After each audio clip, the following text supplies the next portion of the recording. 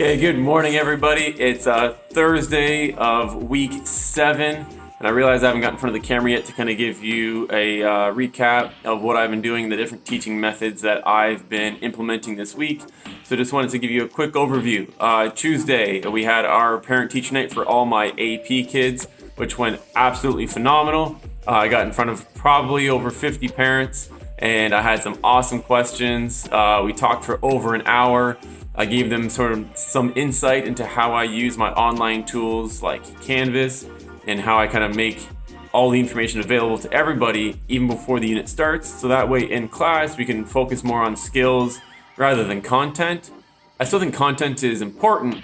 However, in the real world, there's no textbook. So what we need to develop are skills to find the content. And then once we have the skills to find the content, what are we going to do with it? So how do we apply the information that we just gathered? So that's predominantly how my classes are structured. I look at, that's sort of my teaching philosophy. So that was Tuesday. It went great. So what my kids have been doing, we just started a brand new unit. I've got a few standards. I guess you can kind of see them behind me there. And I've also got them on the board over here. But how I'm teaching this week is that because all like the information is out there, we got the textbooks and we got all the information on Canvas, what I've done is give each student kind of a part of a standard, and they're in groups of about 4 students, and what they need to do this week is actually create a lesson as to how they would want to be taught. So some kids are doing a PowerPoint, they're doing a quizzes at the end.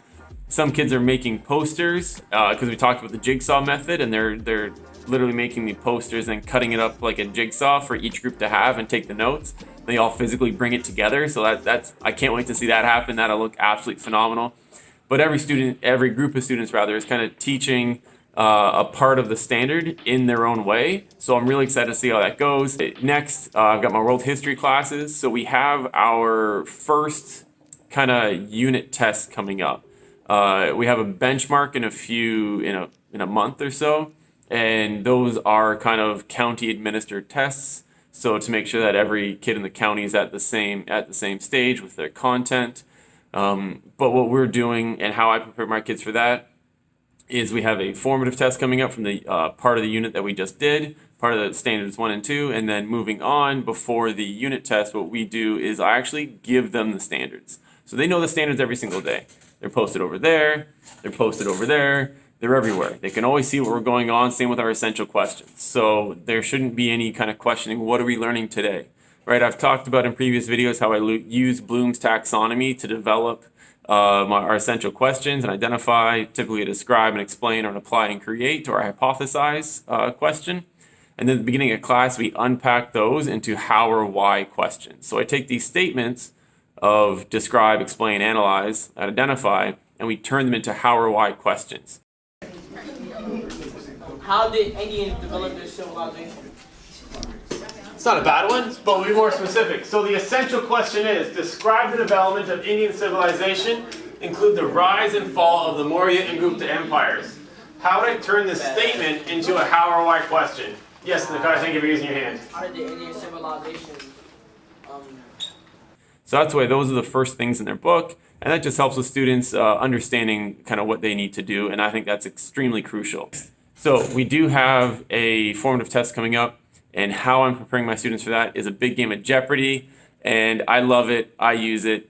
I had a friend, Jeff, 9 years ago, 10 years ago when I was doing student teaching. He emailed it to me, and I've been using that template ever since. It is absolutely fantastic. I love it. I've got a few clips. If I haven't already put them in, I'll put in those clips now. But the kids just go wild. We have whiteboards. I play the Jeopardy music. They get in groups. They can use their notes as a group. They can use a textbook. We started using, I didn't mind them using their phones or the Chromebooks because we have them, why not? Because it's not about just the information, but how you find the information. But because of the short time constraint to answer each question, I was finding that they were getting the wrong answer. They were looking at the question in the wrong context when they found it online, and it wasn't the answer that we were looking for. So there wasn't always a wrong answer, but what they would give me an answer about that country, but in the wrong time frame, because Google doesn't know what context we're in, and they couldn't dig deep enough in Google to find the best answer.